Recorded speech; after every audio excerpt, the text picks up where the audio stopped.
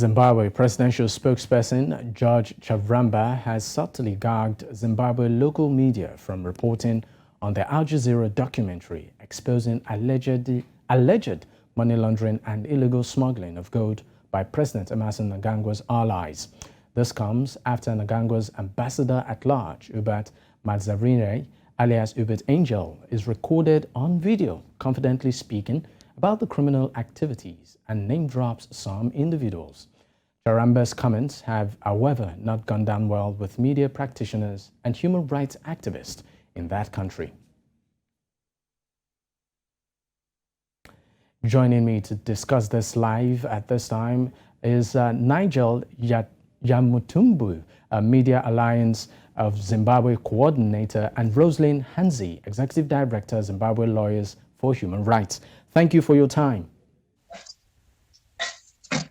Sure, thanks for having us. All right, I want to start with you, Nigel, right?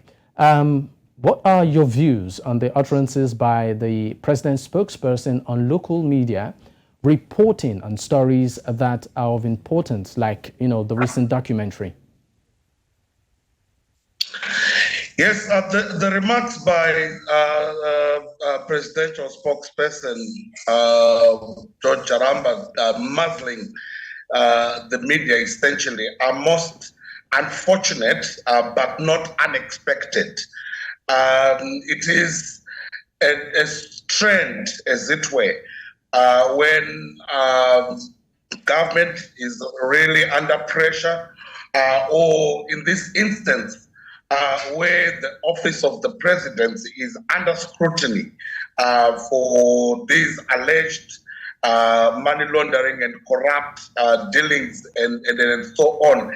The normal default setting is to try and shoot the messenger and not deal with what the message is coming out. So we have come out clearly to say we are gravely concerned by those ominous threats.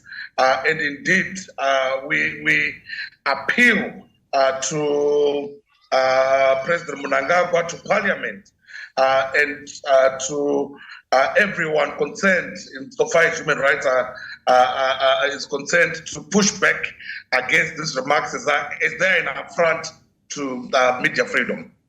All right, I want to go to you, Rosalind, right? As human rights activist, what does this actually mean? Not only for press freedom, but human rights as well, considering that there are upcoming elections in Zimbabwe soon.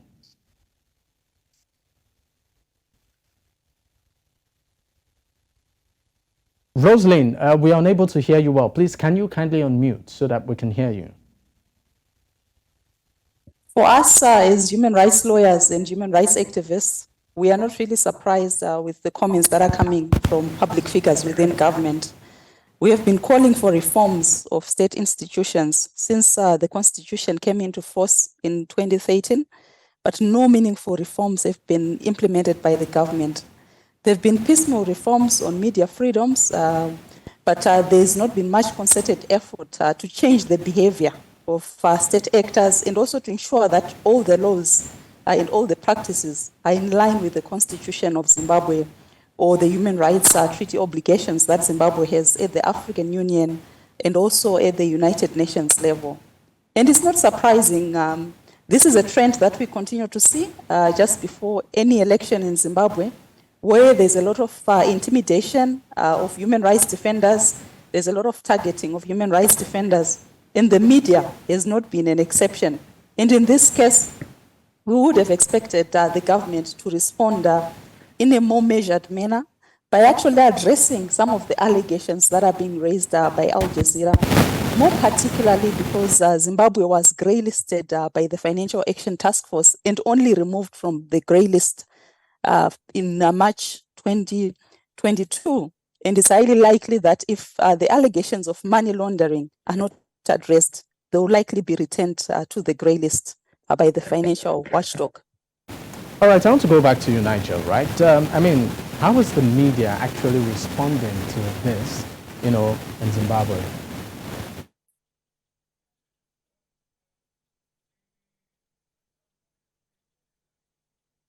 the remarks do have a chilling effect on media freedom. The fears are real because we've had cases where journalists that have spoken against corruption, for example, have been incarcerated arbitrarily, and there have also been cases whereby these threats have actually been acted upon. So, in a way, I mean, you look at the state-owned media, for example, is yet to even report on such a public interest issue. And that really speaks to some level of fear to report on this particular matter. But we are really just in solidarity, and we are also still really appealing for professionalism from among the rank and file of journalists, for us to maintain a high standard of reportage, ethical reporting, because that is the first line of defense.